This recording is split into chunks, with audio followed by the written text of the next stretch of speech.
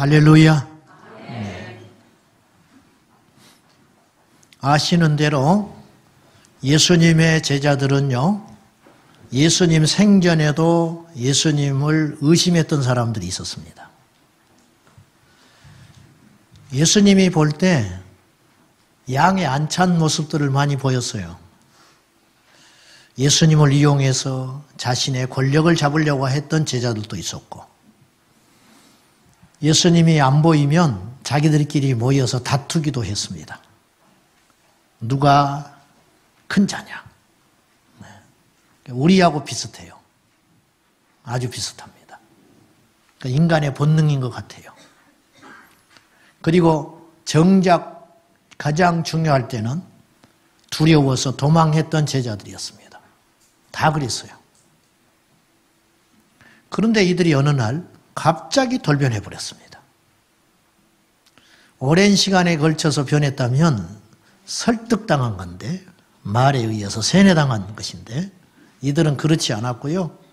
급전직하. 며칠 만에 확 변해버렸어요. 도망했던 이들이 모였고요. 두려워했던 그 이름, 자기한테 손해될까 봐 무서워했던 그 이름, 예수를 이제는 자랑스럽게 나가서 외치기 시작합니다. 환경이 바뀐 것도 없어요. 적대시하고 죽이려고 했던 사람들이 갑자기 변해가지고 예수님의 제자들을 용납한 것도 아닙니다. 여전히 그들은 살기가 등등했고, 예수 그리스도를 전하면 위협이 가해졌음에도 불구하고 제자들은 두려워하지 않고 가서 외치기 시작했습니다. 예수는 하나님의 아들이고 그분이 우리의 구주라고. 그것 때문에 어떤 불이익이 돌아올 줄 알면서도 그들은 두려워하지 않고 외쳤고, 급기야는 모두 다 죽었습니다. 과연 이들을 이렇게 확 바꾸게 할 수 있는 계기는 무엇이었을까? 뭔가 있었을 거 아니에요. 사람은요, 이들도 그랬고 제자들도 그랬고 오늘 모인 우리도 마찬가지인데요, 철저히 이기적입니다. 저도요, 이기적이에요. 저도 계산적인 사람이에요. 따져봤어요. 오늘 여러분 이 자리에 와서 예수님을 믿는다고 고백하기까지 여러분 어떤 과정을 겪었냐면, 여러분도 모른 채 첫째는 논리적으로 설득당해서 이 자리에 와 있는 거예요. 두 번째는 여러분들이 계산을 했어요. 예수를 믿는 것이 나에게 어떤 이득이 있을까? 사실은 나쁜 거 아닙니다. 어쩔 수 없다고 봐요. 제가 목회를 하기 전에 따져봤어요. 목회를 하는 것이 무엇일까? 이렇게 하는 것이 내 인생에 이득이 되는가? 제가 따져봤어요. 제가 실속 있는 사람이요. 그 결과 내린 결론, 이 세상의 어떤 일보다 목회를 하는 것이 나에게는 좋겠다. 결론 내리고 온 거예요. 결론 내리고. 그렇죠? 예수님은요, 무턱대고 따라오라고 하지 않아요. 생각해봐라. 그리고 너희들이 납득이 되거든 나를 따라와. 철저히 주님이 그렇게 이야기하셨어요. 공중에 나는 새를 봐라. 그런 생각 안 하고 산 거예요. 공중에 나는 새를 봐라. 그들이 농사 짓더냐? 농사 안 지었거든요. 근데 그들이 굶어 죽더냐? 안 죽었어. 들에 핀 백합화를 봐라. 얼마나 아름답냐? 그들이 그 아름다운 자태를 뽐내기 위해서 옷을 지어 입더냐? 안 그랬지. 그러니까 맞다는 거예요. 다 고개 끄덕거렸어. 그 청중들이. 하물며 너희들은 그들보다 얼마나 소중하냐? 근데 하나님이 너희들 굶기겠냐? 맞거든요. 그것에 받아들인 사람들이 예수님을 따른 거야. 저녁에 너희들이 날이 붉으면 내일 날씨가 비가 오겠다. 아, 좋겠다. 이렇게 생각한 거야. 아침에 똑같은 붉은데 저녁에 붉으면 내일 아침에 비가 와요. 아, 날이 밝아, 좋아. 저녁에 붉으면. 근데 아침에 붉고 날이 흐리면 그날은 비가 온다.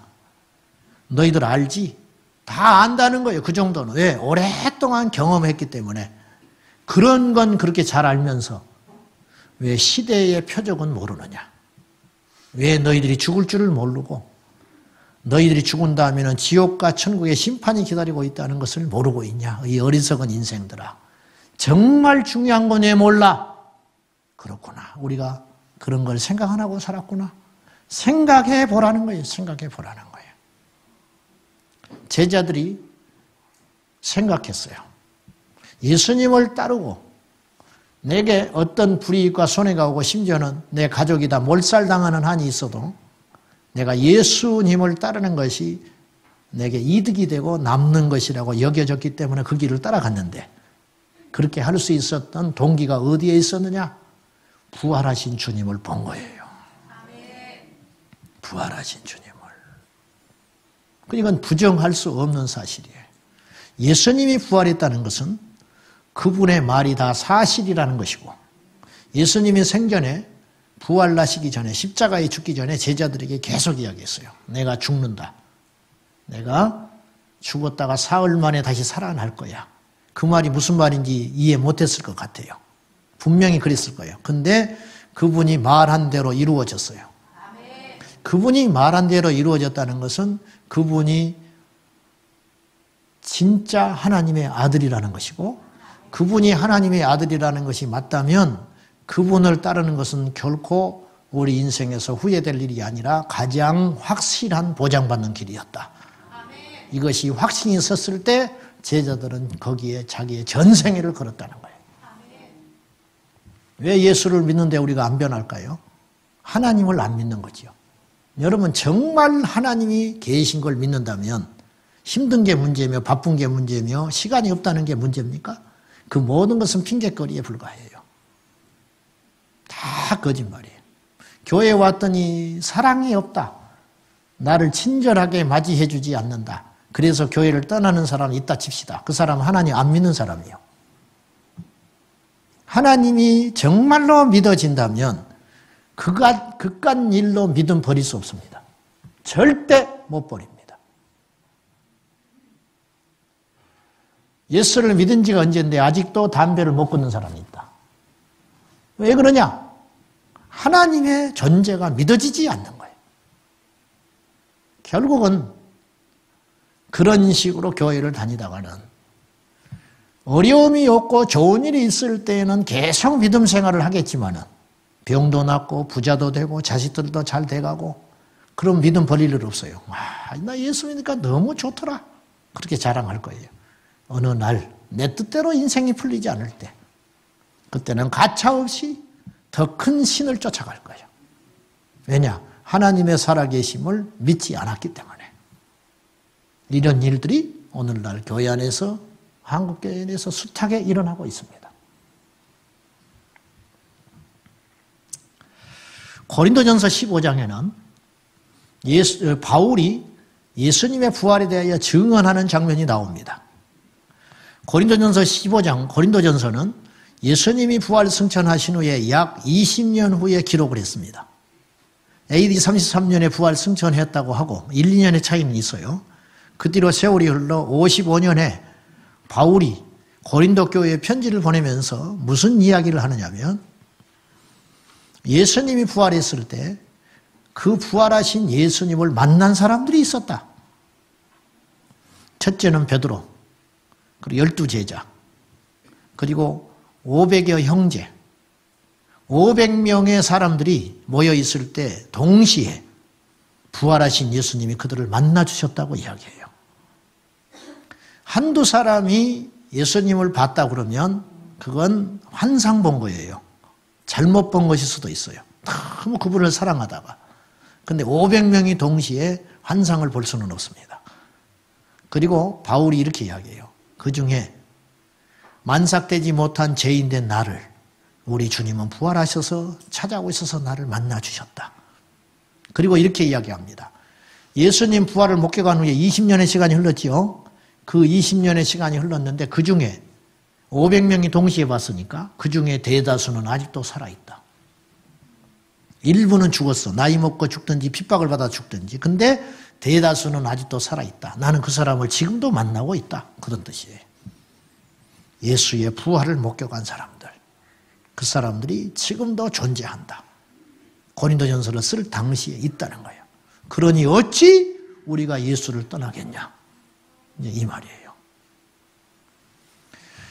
예수님의, 이제 제가 지금 이 설교를 하는 것은 여러분에게 예수님의 부활이 참된 사실이라는 것을 제가 설득하고 있는 거예요. 이것이 여러분이 듣고 판단을 해보시라는 거예요. 그리고 진짜라고 믿어진다면 지금까지 살았던 생활 방식하고는 완전히 다른 패턴으로 여러분이 오늘 바꿔줘야 돼요. 무슨 말이냐면 세상의 방식대로 그럭저럭 죄짓고 살던 거 죄 끊어야 되고요. 하나는 고난과 환난 앞에서도 의문점을 품으며 하나님이 살아계실까 없을까 이런 의문점도 깨끗이 해소돼야 돼요. 제가 설득을 하고 있는 거예요. 근데 제 말은 힘이 없으니까 증거들을 가지고 내가 여러분을 설득을 해야 돼요. 자, 예수님의 육체적 동생들이 있었습니다. 아시는 대로 예수님만 외아들이 아니었어요. 이 땅에 오셨을 때, 요셉의 아들로 오셨을 때 예수님이 제일 먼저 마리아의 몸에서 처녀로 잉태하신 다음에 요셉과 마리아가 자연적 결합을 통해서 태어난 육신적 동생들이 있었어요. 이 동생들이 쭉 있었는데 그 중에 동생 하나가 야고보입니다. 근데 성경에 보면 예수님의 형제들이 예수님이 부활을 하시기 전에는 예수님을 극히 오해하고 있었다는 걸 알 수 있어요. 그 본문이 요한복음 7장 3절과 4절에서 등장해요. 한번 보여주세요. 시작. 그 형제들이 예수께 이르되 당신이 행하는 일을 제자들도 보게 여기를 떠나 유대로 가소서. 스스로 나타나기를 구하면서 묻혀서 일하는 사람이 없나니 이 일을 행하려 하거든 자신을 세상에 나타내소서 하니. 이 말이 무슨 말이냐. 여기서 형제라는 말은 예수님의 동생들이에요. 예수님의 동생들이 예수님께 무슨 말을 하냐면 형님, 이 말이 쉽게 말하면 형님과 같은 능력과 재주, 죽은 사람을 살리고 물고기 2마리 떡 5개로 5,000명을 먹이는 그런 능력을 이 촌구석 갈릴리에서 썩히기는 아깝소. 유대로 가시오. 예루살렘에 가서 세상의 판을 한번 바꿔봅시다. 입신양면하시오. 그래서 우리 집안을 좀 일으켜주고 로마에 압제받고 있는 이 나라를 좀 구출해 주시오. 이것은 영웅호걸로 보는 거예요. 하나님의 아들로 인정하지 않는 거예요. 무슨 말인지 아시죠? 지극히 뛰어난 인간 정도로 생각했다고 말해요. 그 형제들이. 심지어 마가복음 3장 21절에는 이런 말씀이 있어요. 시작. 그를 붙들러 나오니 이는 그가 미쳤다 하밀러라. 예수님에 대한 소문이 좋지 않아요. 귀신 들려가지고 귀신을 쫓아낸다. 귀신을 쫓아내니까 비방하는 사람들이 그렇게 욕을 했어요. 그래 예수님이 신비주의자 이단 사이비가 돼 있는 거예요. 그래서 소문나기를 예수라는 자가 미쳐서 돌아다닌다.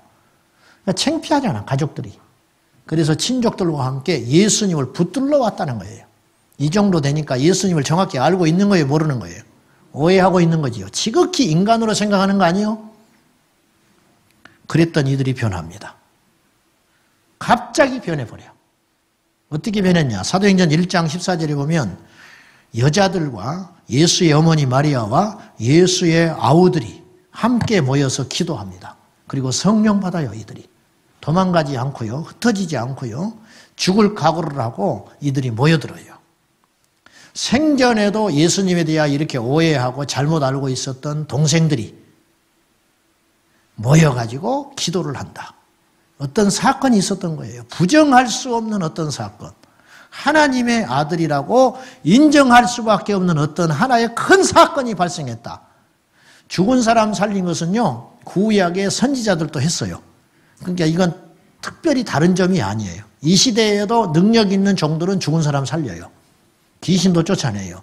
그러니까 다른 사람들보다 좀 월등한다는 것 뿐이지 다른 분은 아니에요. 근데 그분이 부활했어요. 부활하셨다는 것은 누구도 흉내 놓을 수 없는 일이에요. 이 사건을 봐버린 거예요. 안 놀래네. 얼마나 엄청난 이야기인데.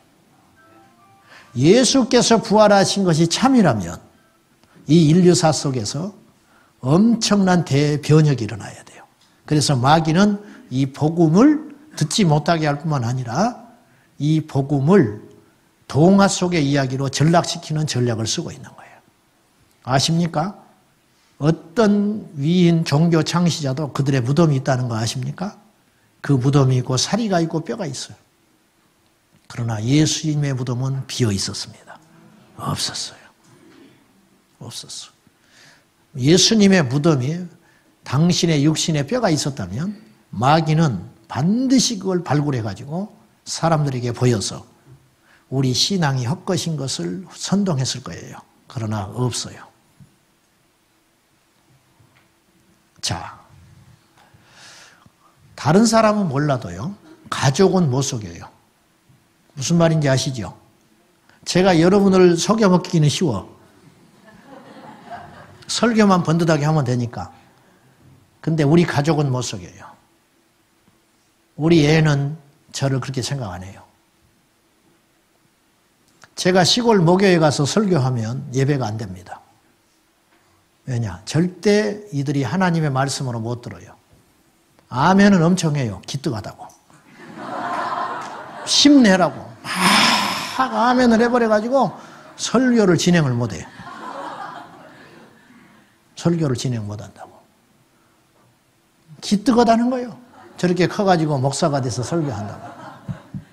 우리 어머니가 만약에 우리 교회에 와서 설교를 들으면 여러분처럼 그 설교를 무게 있게 들을 수 있을까요? 절대 못 듣습니다.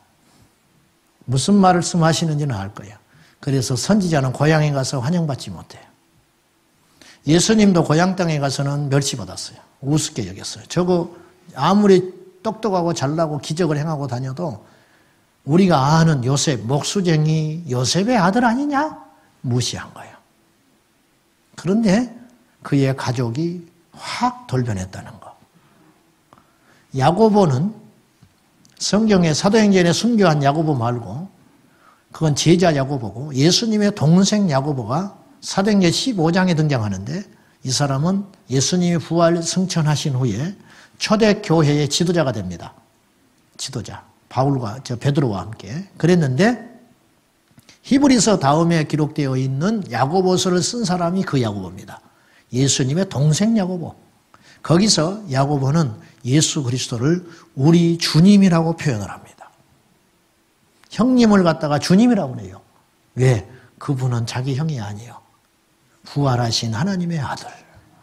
목격했기 때문에.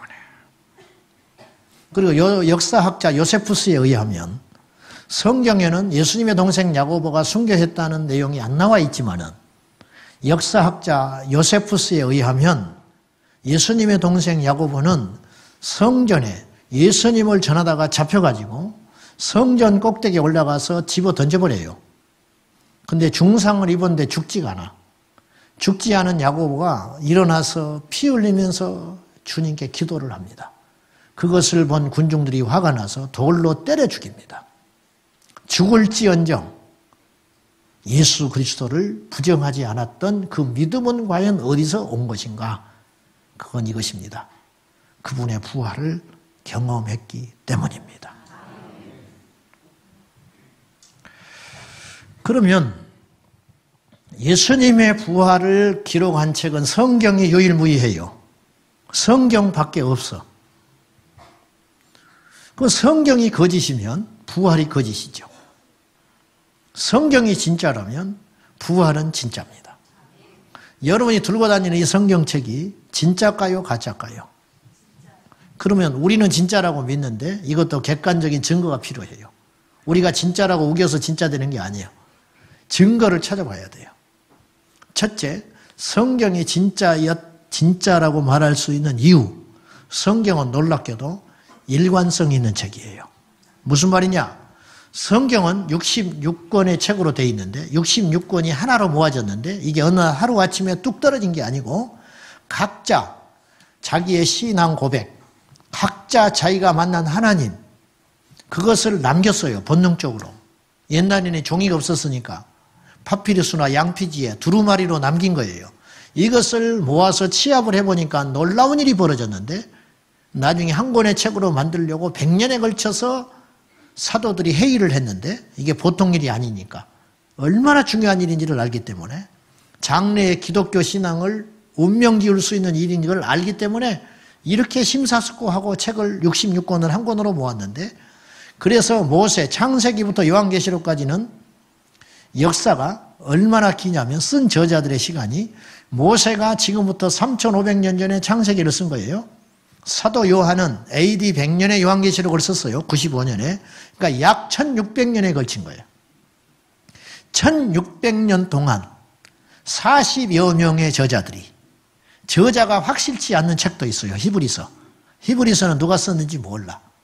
그러니까 이런 저자가 불확실한, 그래서 40여 명이, 어떤 사람은 한 권의 책만 남기고 어떤 사람은 5권의 책을 남기기도 하고, 그래서 40여 명의 저자들이 1600년 동안 문서를 남겼는데, 이 책을 모아보니까 놀랍게도 하나의 이야기를 하고 있더라는 거예요.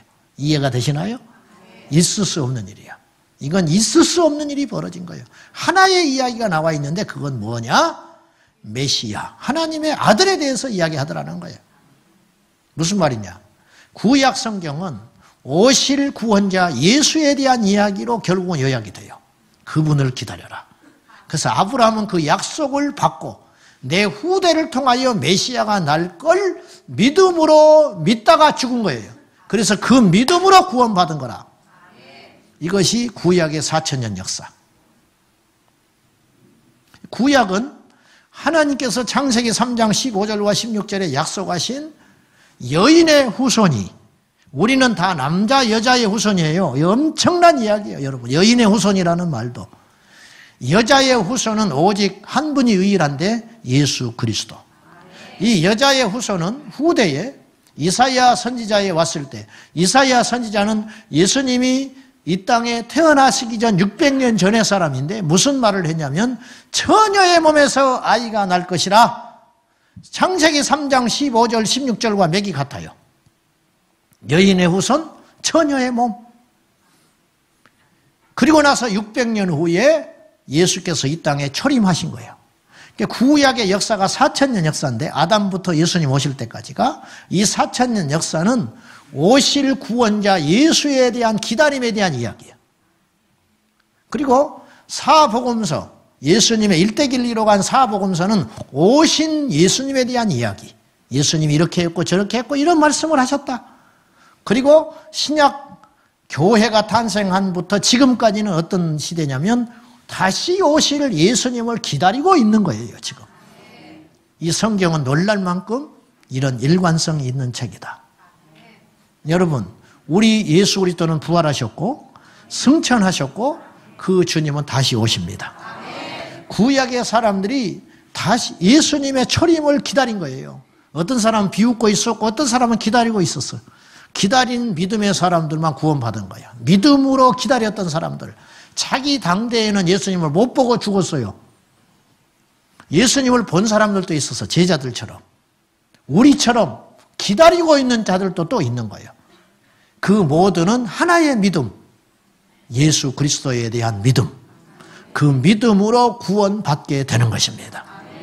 성경은 이처럼 일관성이 있다는 거예요. 여러분, 어떤 책이 1600년 동안 다른 사람에 의해서 써졌는데 똑같은 하나의 주제를 이야기할 수 있는가?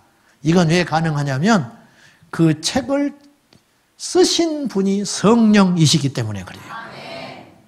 성령이시기 때문에. 두 번째, 성경이 진짜 진실한 책이라는 증거는 무엇에 있냐면 성경은 불편한 이야기를 피하지 않아요.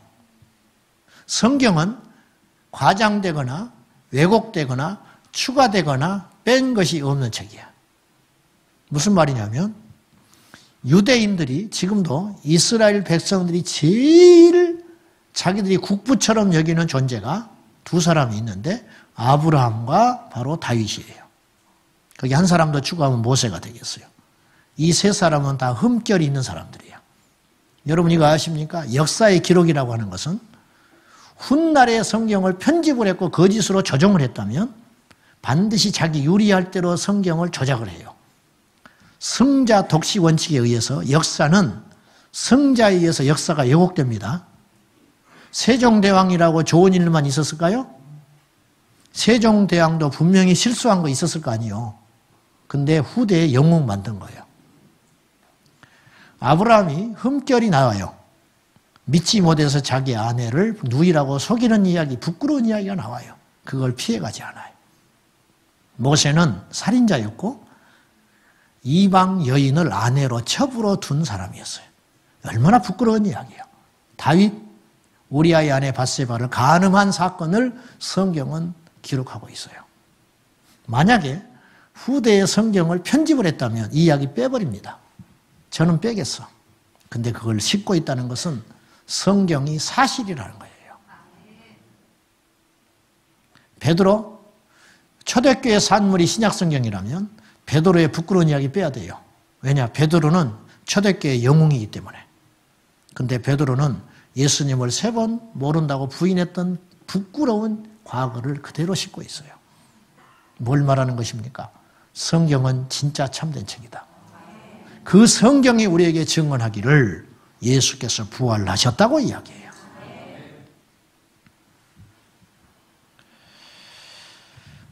이제 우리는 어떻게 해야 되느냐가 남았어요. 주님이 부활하셨다. 오늘 부활주일 여러분 모여서 예수님 부활하셨어요. 할렐루야 이러고 갈 일이 아니에요. 생각해 보라 그랬어요. 제가. 여러분 감정적으로 절대 예수 믿지 마셔. 여러분이 생각해 보셔야 돼. 그리고 정말로 내 생애를 어디에다가 투자할 것인가를 생각해 봐라. 생각해 봐라. 오늘 일부에 어떤 집사님이 우리 교회를 처음 데리고 나온 분이 있어서 직장 동료. 너무 감사하죠. 예수 안 믿는 분이 우리 교회를 처음 온 거예요. 너무 두렵고 너무 조심스럽고 너무 감격스러운 일이에요. 우리 교회를 통해서 이분이 구원을 받는다면 저나 여러분이 얼마나 하나님께서 상을 주시겠어요. 그걸 생각하면 너무너무 흥분되는 일이죠. 근데 제가 이렇게 이야기했어요. 이분이 등록을 안 했어. 주저주저 해. 생각해 봐라. 한 주 동안 생각해 봐라. 내가 잠깐 복음을 전하고 생각해 보고 네가 따져봤을 때 예수 그리스도를 믿는 것이 내 인생에 정말로 가치 있고 중요한 일이라고 여겨지거든 믿음을 가져라.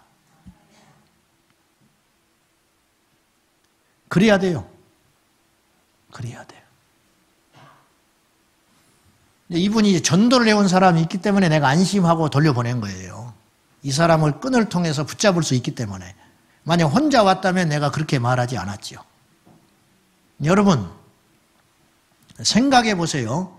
예수님을 믿고 교회를 섬기며 하나님의 일을 하는 것이 내 인생에 어떤 의미가 있는지 따져보라고 말이에요. 따져봐. 사람 보고 예수 믿지 마셔.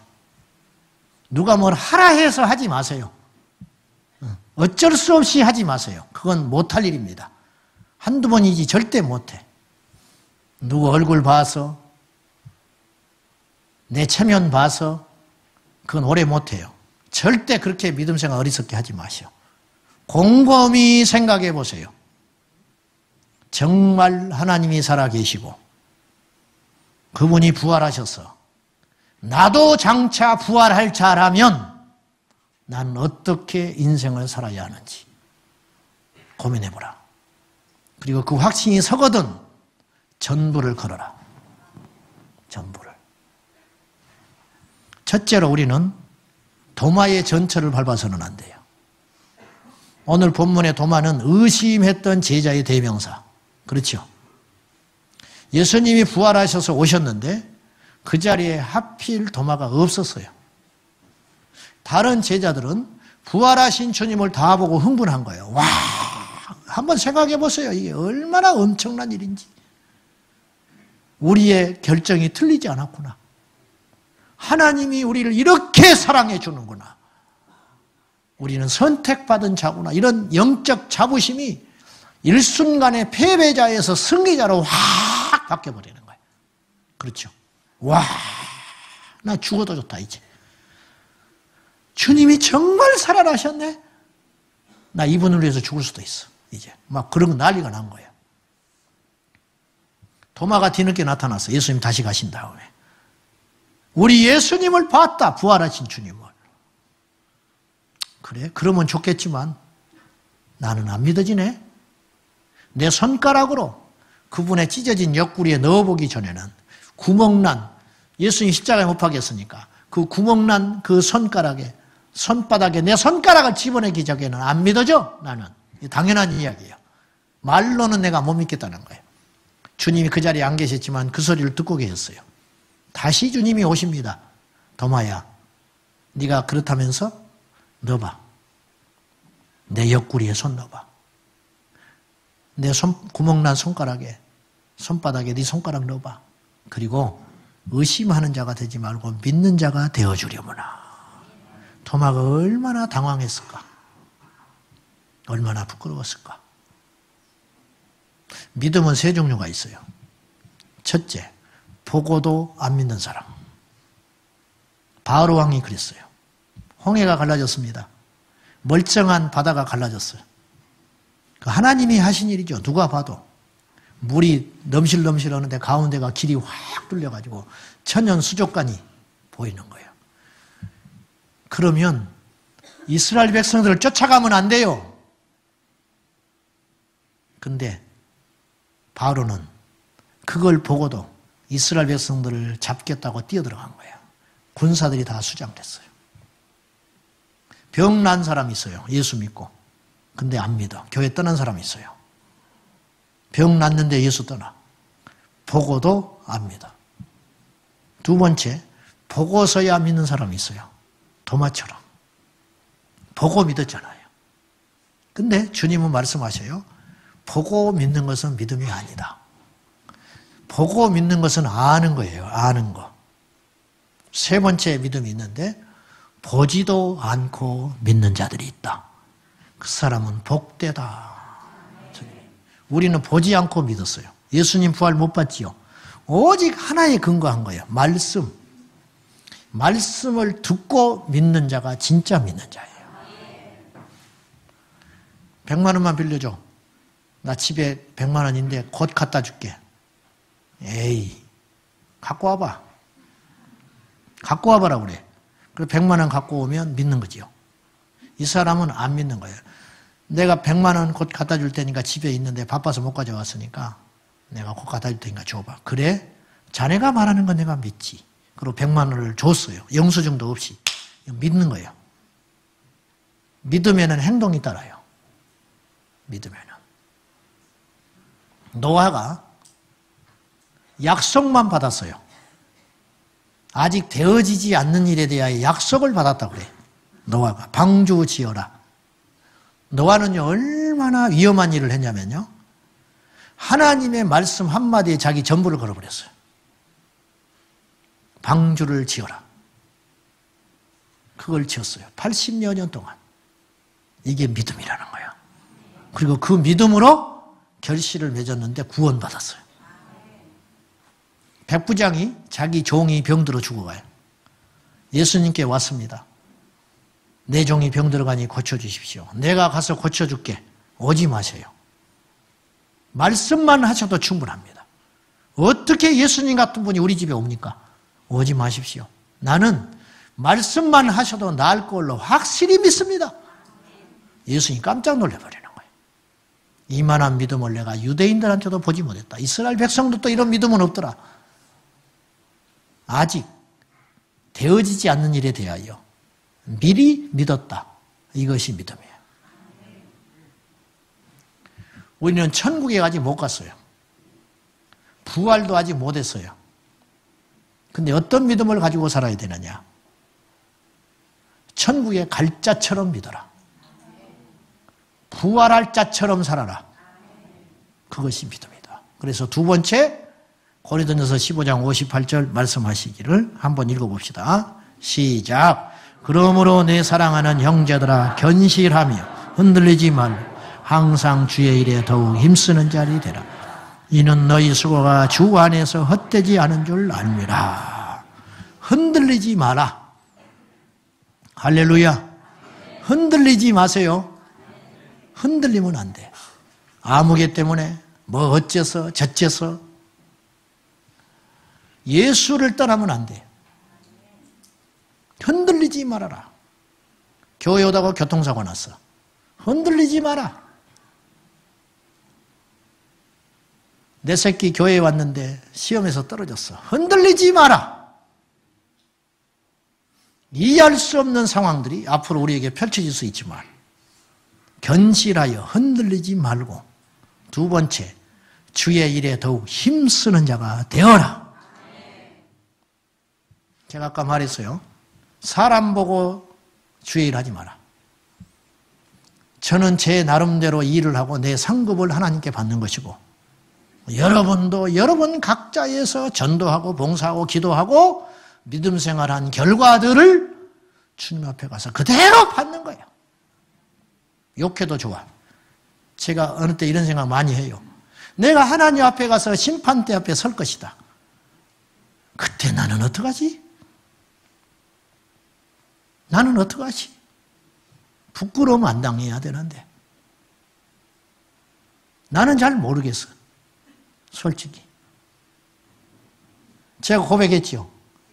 내 신앙에 바치고 있는 이 믿음이 진짜 믿음인지, 목사이기 때문에 버텨가고 있는지 난 모르겠어. 언제 아느냐? 환난이 올 때. 어떤 걸 선택해야 할 때 그것은 반드시 나타나. 여러분도 마찬가지. 그때 반드시 나타나게 돼 있어. 불났을 때 혼자 도망가는 놈이 있고 아내 손잡고 나가는 사람이 있어. 평소에 I love you 필요 없어요. 다 거짓말이에요. 평소에 무뚝뚝해도 결혼기념일도 안 챙겨주고 생일도 안 챙겨주고 맨날 그래도 위기가 닥칠 때 자기 생명을 던지는 사람이 진짜 사랑이에요. 속도 없는 것들이 겉만 보고 다 거짓말이에요. 믿음도 마찬가지. 믿음도. 그래서 바울이 권면하기를 그리스도께서 부활하지 않았다면 우리 믿음은 헛것이다. 우리는 크게 속고 있는 거다. 그러나 그분이 부활하셨고 우리가 부활할 자라면 우리의 어떤 수고나 납득될 수 없는 어떤 상황 환경도 결코 우리는 이해해야지 그것을 부정할 수 없는 것이다. 더욱 주의 일에 힘쓰는 자가 되어라. 왜냐? 너희의 수고는 절대 헛되지 않다. 반드시 상급이 있다. 주님이 그렇게 말씀하는 거예요. 코바디스라는 영화가 있습니다. 베드로가 로마에서 복음을 전하다가 로마에서 핍박이 시작되니까 네로 황제를 피해서 영화 속에서 베드로가 잠시 나옵니다. 도망 나와. 그때 그리스도 예수를 환상 중에 봐요. 예수님이 이렇게 지나가 버려요, 자기를. 그때 라틴어로 말을 하는 거예요. 베드로가 코바디스 도미네, 주여 어디로 가십니까? 궁금하잖아. 그때 주님이 이렇게 말하셔. 네가 버린 로마를 내가 가노라. 네가 도망 나왔다 이거야. 복음을 전해야 되는데 왜 나왔냐 이거야. 네가 나왔으니 내가 간다. 그때 베드로가 그때 깨달아요. 그 지팡이를 팍 꽂고 영화 속에서 방향을 돌려서 주님의 말씀에 순종하여 로마로 다시 들어가. 거기서 거꾸로 십자가에서 처형을 당합니다. 베드로는 주님을 사랑했어요. 우리도 그럴 것 같아. 근데 핍박이 시작되니까 잠깐 피했다가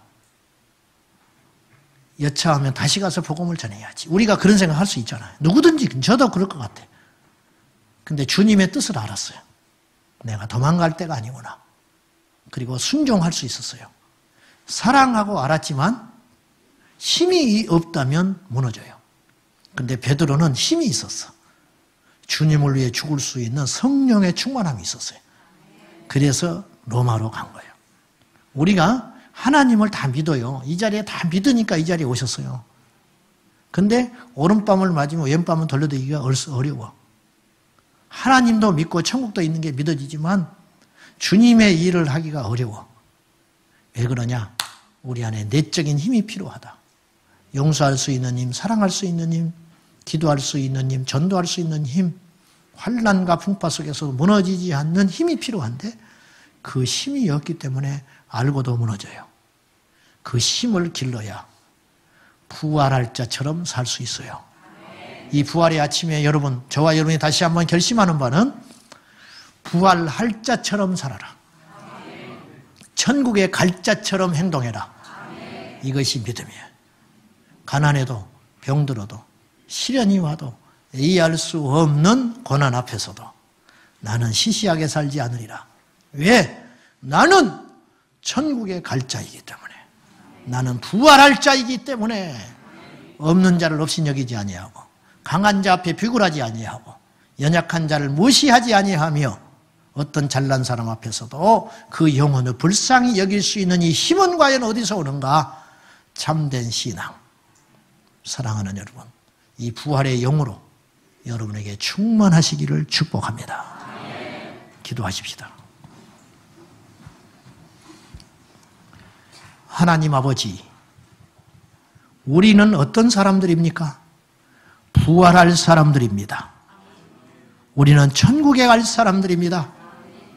이 땅에 매여 살지 않게 하시고 시시하게 살지 않게 하시고 주님의 눈을 의식하며 끊임없이 주의 일에 힘쓰고 견실하여 흔들리지 아니하고 요동치지 아니하며 때를 얻든지 못 얻든지 내가 믿은 바 예수님을 자랑하는 주의 사람들로 살아가게 하여 주옵소서. 오늘 우리 성도님들 중에 이해할 수 없는 고난과 숱한 기도와 신앙 가운데서도 여전히 풀어지지 않는 문제 앞에 좌절하고 넘어지는 분들이 있다면 부활의 영을 더하여 주셔서 예수의 이름으로 일어나게 하여 주옵소서. 예수님의 이름으로 기도하옵나이다. 아멘.